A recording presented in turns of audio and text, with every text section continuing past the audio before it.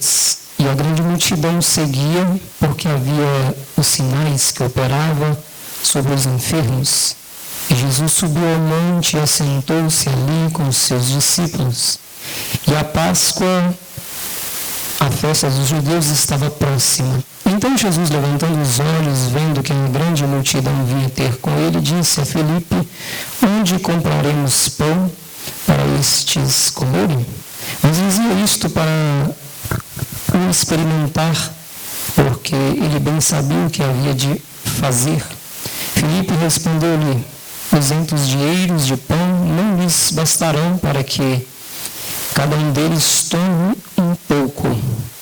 E um dos seus discípulos, André, irmão de Simão, Pedro, disse-lhes: está aqui um rapaz que tem 5 pães de cevada e 2 peixinhos. Mas que é isto para tantos? Eu leria até o 13, mas não vou ler. A gente vai dar continuidade. Quando nós vemos essa palavra, queridos, os irmãos são muito conhecedores dela. Eu até estava um dia conversando com a minha esposa, queria preparar esse texto para pregar, mas surgiu a oportunidade de falar um pouco sobre ele nesta noite, então nós vamos falar no que se refere a ensinamento. Jesus, no seu ministério, dos 30 aos 33 anos, a própria palavra diz que, se fosse enumerar os milagres que o Senhor fez, a Bíblia não seria, não haveria livros para colocar tantos milagres. Este é um dos milagres, me parece que são 3 ou 2, me falha a memória agora, mas este especificamente é um dos milagres que está nos 4 livros, Mateus, Marcos, Lucas e João. E é um dos milagres de operação de maravilhas, um dos milagres de poder do Senhor. É um dos milagres daqueles a qual a gente sempre medita e sempre quando vai trazer algo assim, que a gente quer falar assim, o Senhor fez algo grandioso, vem à nossa mente esse milagre.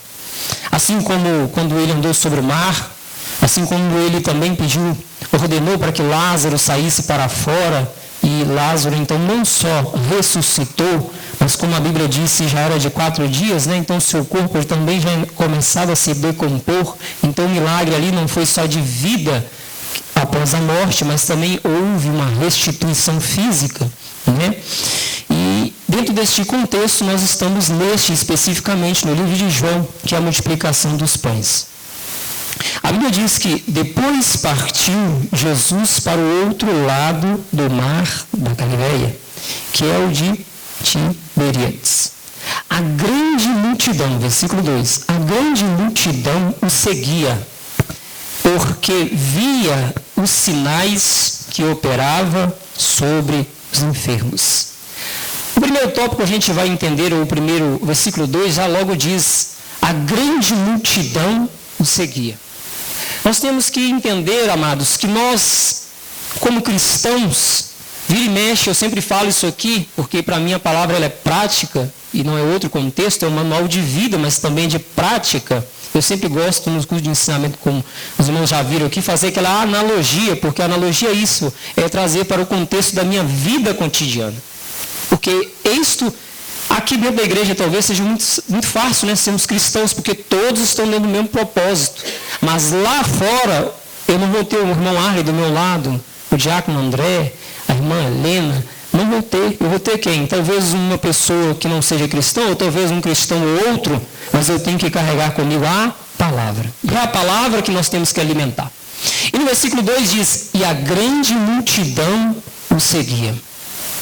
Queridos, talvez uma das coisas mais fáceis e talvez ao mesmo tempo mais difíceis seja seguir a Cristo. Porque eu posso seguir a Cristo, talvez quando as coisas estão bem. E é muito bom estar com Cristo quando... Eu até aprendi isso com o pastor Ariel, meu filho. Quando as coisas estiverem bem demais, no casamento, no ministério, no trabalho, na faculdade, aonde você estiver, comece a dobrar a oração e se prepare. Porque pode vir e vai vir dias maus. Não é praga e não é aquela coisa, vamos colocar assim, aquele jargão, principalmente nós somos pentecostais, não, irmãos, jamais. Isso é a vida do cristão. Por quê? Porque se a chuva atinge o ímpio e o sol atinge ele, por que não vai me atingir? A diferença é o Cristo que eu sirvo, a forma como que eu sirvo. Fora isto, vai vir. E diz que a grande multidão seguia, porque viam os sinais que operava sobre os enfermos. Mas você vai entender que Jesus estava, olha no versículo 1, depois disso partiu Jesus para outro lado da mar da Galileia. Só que Cristo foi de barco, assim nós entendemos. Mas eles foram a pé. E eu entendo aqui e aprendo aqui, quero ser rápido hoje, que quando nós temos sede de Deus, não há distância para nós buscarmos a Ele. Você já reparou, e eu volto sempre a falar isso, quando nós somos novos convertidos, que tem aquela sede. Irmãos, eu estava até comentando um dia, contando uma história, não lembro para quem, acho que foi para o meu genro, que quando jovens nós estávamos num culto, aí terminamos o culto, fomos para uma vigília no Templo Central, na época tinha, terminamos a vigília, voltamos, fomos ali para o São Mateus, estava tendo uma Santa Ceia de manhã, e o conjunto do Alvorada, na época eu era do Alvorada, foi para lá, a gente já veio do Templo Central direto para lá, irmão Daniel. Participamos, à tarde, não sei se os irmãos lembram, tinha as concentrações, era um domingo à tarde. Nós fomos para concentrações, seguimos a Cristo. Sede, nada nos impedia de seguir a Cristo. Só que vai passando-se o tempo na nossa fé, na nossa vida, nós começamos a, vamos fazer aqui prática, um momento bem prático, eu vou ser rápido. Nós começamos a selecionar, aquele culto eu vou, aquele culto não. Esse culto aqui vai estar bom porque fulano vai pregar, esse culto vai estar bom porque ciclano vai estar, esse não vou não, porque eu sei que vai ter menos gente, então vai diminuir mais ainda, porque vai ter menos gente, você não vai. Agora, se você pensar ao contrário, fazer como estes aqui, que mesmo tendo que dar toda aquela volta, foi para seguir a Jesus, você vai falar assim, não, vai ter pouca gente, mas eu vou. Eu vou porque pode ser hoje o dia do meu milagre. Pode ser hoje, irmãos, eu tenho certeza, convicção absoluta que todos aqui viveram essa experiência. Aquele dia que você fala assim, com honestidade, irmãos, eu não vou na igreja hoje. Aí você pensa bem e fala assim, eu vou. Eu já até falei com Deus, sou bem sincero com o Senhor. Eu vou, Senhor, mas não vou mentir para o Senhor, não. Eu não vou para oferecer culto, eu vou por ir hoje. Eu sei que eu estou errado, sei que eu estou até pecando em falar isso, mas é o que está dentro de mim. É melhor eu ser sincero com Deus, né, do que aquela hipocrisia cristã que às vezes nós cometemos. Aí eu fui para o culto. Irmãos, não precisou pregador de renome, não. A igreja estava como estava aqui. Um irmão chegou e contou um testemunho. Mas um testemunho desse tamanzinho, mas parece que ele descortinou a minha vida ali em 5 anos. No começo, é como se Deus estivesse usando literalmente uma palavra profética, para que revelasse toda a minha vida e falasse, meu filho, anda, caminha, me segue. E eu saí dali alimentado com o testemunho e ao mesmo tempo envergonhado, porque na hora que eu ouvi aquele testemunho e senti que estava alimentado, na hora eu falei, Senhor, eu já fui sincero, mas agora eu vou pedir o Senhor perdão mais uma vez e agradeço também ao Senhor e vou sair daqui alimentado pelo Senhor. Então, querido, assim como estes seguiam a Cristo, independente da distância, eles estavam seguindo a Cristo. Nós não podemos medir distância para seguir a Cristo. No contexto nosso, não tem culto A ou melhor ou B. Todos que nós tivermos oportunidades, nos esforçamos para estar na casa do Senhor.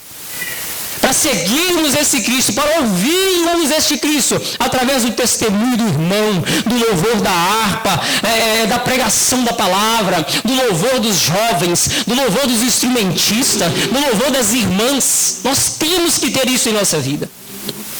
E Jesus subiu ao monte e assentou-se ali com seus discípulos. E a Páscoa e a festa dos judeus já estava próxima. E então Jesus, levantando os olhos e vendo que uma grande multidão vinha ter com eles, disse a Filipe, onde compraremos pão para esses comer?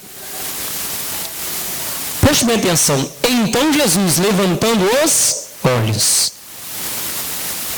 Jesus, amados, ele já conhecia o problema que estava naquele momento. Ele já entendia que faltava algo ali para eles.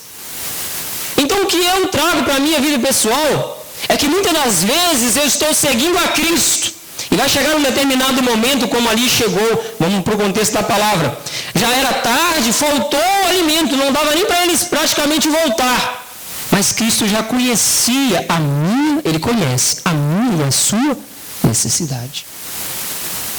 Irmão Lucas, o que você quer dizer com isso, diácono Lucas? É que muitas das vezes nós temos que entender e não nos cair em ansiedade e cair em desespero, como se o Deus que nós servimos não fosse capaz de entender e saber o que nós precisamos. Antes que nós venhamos a dobrar os nossos joelhos para orar e pedir e clamar a Ele, Ele já conhece a nossa necessidade. Ele sabe que falta pão, porque ali faltaria, porque já eram quase 5.000 pessoas. Mas Ele mesmo pode dizer na sua palavra que Ele é o pão da vida. Então nós entendemos que, então Jesus levantou os olhos e vendo. Ele conhece o seu problema, Ele conhece a sua dificuldade. Ele sabe o que você precisa. Ele vai dizer: onde compraremos pão para estes comerem? Mas dizia isto para experimentar, porque ele bem sabia o que havia de fazer. Ele perguntou para Filipe.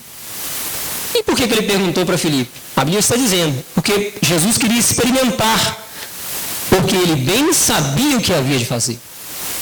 Jesus, ele sabe o que vai fazer e o que deve fazer na minha vida. Talvez você tenha um problema hoje que você está assim: eu não sei mais o que faço. Eu oro, eu jejuo, eu vou à igreja, eu busco, eu já pedi o conselho pastor, eu estou seguindo as diretrizes da palavra, mas eu já não sei mais o que faço. Mas Jesus sabia o que havia de fazer. Basta você entregar nas mãos dele, porque ele sabe o que tem que ser feito, o que vai ser feito e como deve ser feito. Então nós temos que ter a convicção que ele está vendo o meu problema e ele sabe o que fazer